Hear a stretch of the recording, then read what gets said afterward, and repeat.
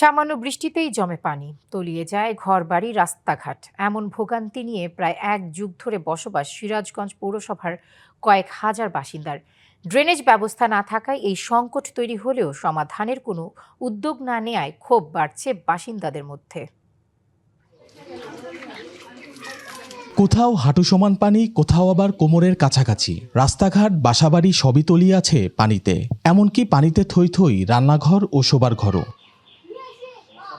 সিরাজগঞ্জ পৌর এলাকার চিত্র এটি। নগরীর ৯, ১০ ও ১১ নম্বর ওয়ার্ডে এই চিত্রের দেখা মেলে প্রতি বর্ষাতেই। সামান্য বৃষ্টি হলেই তলিয়ে যায় হোসেনপুর, ধানবান্দি, চররায়পুর ও মাহমুদপুর এলাকা। ৮-১০ দিন এই রাস্তায় পানি থাকে। এই পানি এমন গন্ধ, রাস্তাঘাটে চলাচল করা খুব সমস্যা। পৌরসভায় বারবার রিপোর্ট করার পরেও আমরা এর কোনো ফল পাচ্ছি না। অল্প বৃষ্টিতেই ড্রেন উপচায় পচা পানি ওঠার কারণে বিভিন্ন রোগশোকে মানুষ ভুগতেছে। ছেলে মেয়েদের পরীক্ষা থাকলে পরীক্ষায় যেতে পারে না। আসলে এই দুর্ভোগটা হলে ১০-১২ বছর ধরে ১০-১৫ মিনিট বৃষ্টি নামলেই সারা এলাকায় ডুবে যায়, ড্রেন দিয়ে পানি যায় না। প্রায় এক যুগ ধরে এমন দুর্ভোগ নিয়ে বসবাস হাজারো পরিবারের।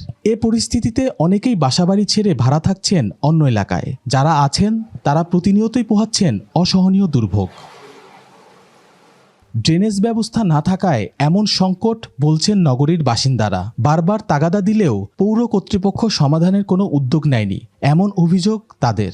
আমাদের কথা শোনার মতো বা আমাদের দুর্ভোগ নিরসনের জন্য পৌরসভার কর্তৃপক্ষের কোনো প্রতিকার কখনো দেখি না। পৌরসভাতে আমি নিজে বহুবার অভিযোগ করেছি, আমাদের এই ব্যাপারে ওনারা কোনো পদক্ষেপই নেয়। যদিও পৌর প্রশাসকের আশ্বাস, শিগগিরই সমস্যা সমাধানে নেওয়া হবে উদ্যোগ। এই জলাবদ্ধতা নিরসনের জন্য আমরা কিছু প্রকল্প নিয়েছি। বাংলা কিউআর যেখানে, নগদ পেমেন্ট সেখানে। সারা দেশে ১০ লাখেরও বেশি মার্চেন্টে নগদে পেমেন্ট করুন খুব সহজে।